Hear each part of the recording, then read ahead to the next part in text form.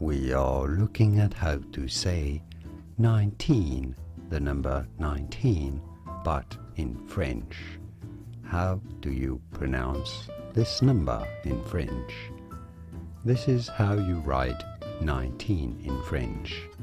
How it is pronounced is as 10, that's the word on the left here, meaning 10, as in the number 10 in French. 10, I know it's an X, but it's pronounced like an S. 10. Neuf, neuf being French for 9. So 19 is in fact said as 10 and 9. 19. 19 is how you say 19 in French. And now you know. More videos on how to pronounce more interesting numbers and words in French whose pronunciations aren't obvious. I'll see you there to learn more. Thanks for watching.